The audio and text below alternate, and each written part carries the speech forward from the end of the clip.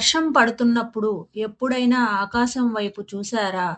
చినుకులు పడుతుంటే చిలుకలు, పిచుకలు, కాకులు అన్నీ కూడా చెట్లు కొమ్మల కింద, ఇంటి పైకప్పు కింద దాక్కోటానికి పరుగులు తీస్తుంటాయి. అదే సమయంలో ఆకాశంలో ఒకే ఒక పక్షి మాత్రం మేఘాల వైపు దూసుకెళ్తూ ఉంటుంది. కింద ప్రపంచం మొత్తం తడిసి ముద్దవుతుంటే అది మాత్రం సూర్యుని వెలుగులో దర్జాగా విహరిస్తూ ఉంటుంది. అదే ఈగల్. పక్షులకు రాజు. ఈగల్ మైండ్ సెట్ అంటే కేవలం ఎత్తులో ఎగరడం మాత్రమే కాదు.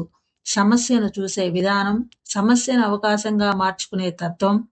ఈరోజు మనం ఆ ఈగల్ జీవితం నుంచి, దాని ఆలోచనా విధానం నుంచి మనిషి నేర్చుకోవలసిన పాఠాలు ఏంటో తెలుసుకుందాం.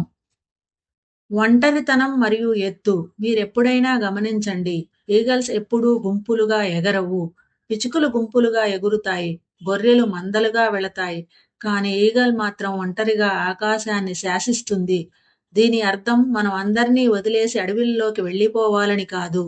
దీని వెనుక ఉన్న సైకాలజీ ఏంటి అంటే, నువ్వు ఎదగాలని అనుకున్నప్పుడు, నీ ఆలోచనలు ఉన్నతంగా ఉన్నప్పుడు, నీ లక్ష్యం ఆకాశమే అయితే సామాన్యమైన ఆలోచనలు ఉన్న వాళ్ళతో నీవు కలవలేవు. ఈ విషయం ఈగల్కి బాగా తెలుసు. అందుకే అది ఇంకో ఈగల్తో మాత్రమే ఉంటుంది. జీవితంలో కూడా అంతే. నీ డ్రీమ్స్ పెద్దవి అయినప్పుడు నీ పక్కన ఉండే వాళ్ళ సంఖ్య తగ్గిపోతూ ఉంటుంది. ఈగల్ మైండ్ సెట్ అంటే నీ ప్రమాణాలను తగ్గించుకోకుండా నీలాంటి ఆశయం ఉన్న వాళ్ళతో కలిసి వెళ్ళడం, లేదా ఒంటరిగా అయినా సరే గమ్యం వైపు సాగిపోవడం. ఒంటరితనం బలహీనత కాదు, అది బలవంతుల లక్షణం. ఒక ఈగలకి ఉండే కంటి చూపు ఎంత పదునుగా ఉంటుందంటే, అది 5 కిలోమీటర్ల ఎత్తులో ఎగురుతున్నా సరే, కింద గడ్డిలో కదులుతున్న చిన్న కుందేలు పిల్లను కూడా చూడగలదు. దాని ఫోకస్ మాత్రం దాని ఆహారం మీదే ఉంటుంది. అనవసరమైన విషయం అది పట్టించుకోదు. తుఫానుని ఒక ఈగల్ ఒక అవకాశంగా చూస్తుంది. తుఫాను వచ్చినప్పుడు మిగతా జంతువులు దాక్కోటానికి పరిగెత్తుతాయి.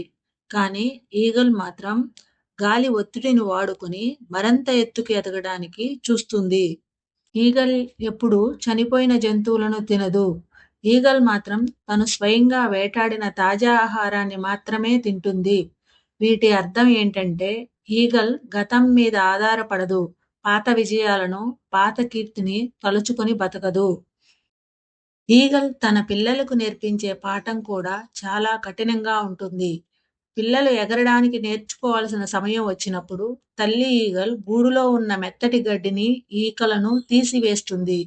గూడులో ఉన్న ముళ్ళు పిల్లలకు గుచ్చుకుంటాయి. ఆ నొప్పి భరించలేక పిల్లలు గూడులో నుంచి బయటికి రావడానికి ప్రయత్నిస్తాయి. అప్పుడు తల్లి వాటిని ఆకాశం నుంచి కిందికి జారవిడుస్తుంది. కింద పడిపోతామన్న భయంతో అవి రెక్కలు విప్పడం నేర్చుకుంటాయి.